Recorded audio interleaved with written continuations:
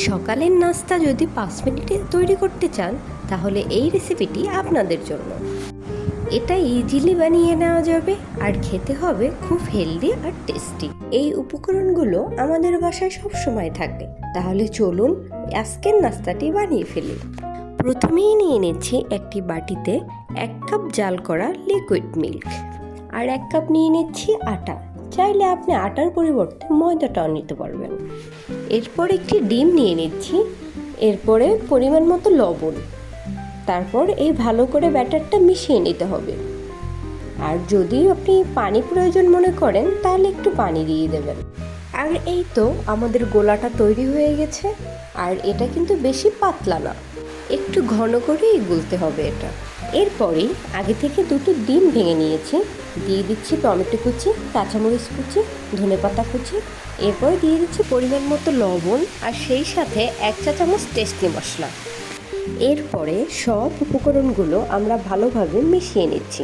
মিশিয়ে নেওয়া হয়ে গেলে তারপর একটা প্যানে 1 চামচ পরিমাণ সয়াবিন তেল দিয়ে টিস্যু দিয়ে ভালোভাবে সেটা শুকিয়ে নিতে হবে। এরপরে চামচ দিয়ে গোলাটাকে প্যানে দিয়ে দিচ্ছি। এখানে একটি রুটির জন্য 2 চামচ গোলা ব্যবহার করছি। এরপরে ঢাকনা দিয়ে ঢেকে দিচ্ছি 1 থেকে 1.5 মিনিটের জন্য। এই সময় কিন্তু চুলার আঁচটা একেবারে লো ফ্লেমে রাখতে হবে। আর যে ডিমটা আমি আগে থেকে মিশিয়ে রেখেছিলাম সেখান থেকে চামচ দিয়ে রুটির উপরে দিয়ে দিচ্ছি আর ঢাকনা দিয়ে ঢেকে দিচ্ছি 1 মিনিটের জন্য।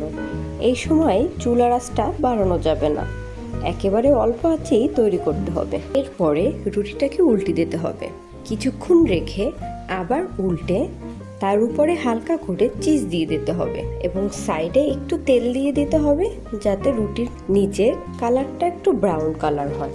আর কিছুক্ষণ পর দেখা যাবে চিজটা গলতে শুরু করেছে আর রুটির নিচের সাইডেও একটা কালার চলে এসেছে।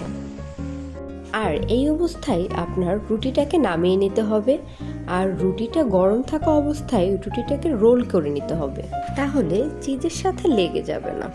আমি হালকা একটু টিস্যু নিয়ে রুটিটাকে মুড়িয়ে নিচ্ছি আর এভাবেই আমরা সব রুটিগুলো ভেজে নিব। আর এই রুটিটা ঠান্ডা হওয়ার পরও অনেকক্ষণ সফট থাকে, কারণ আমরা গোলাতে ডিম ব্যবহার করেছিলাম। আর এই রুটিটাকে মাঝখান থেকে কেটে নিতে হবে।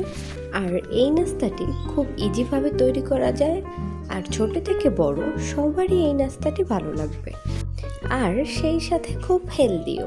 আর আপনারা এই নাস্তায় যদি তেল ব্যবহার করতে না চান তাহলে নন স্টিকের কড়াই নেবেন।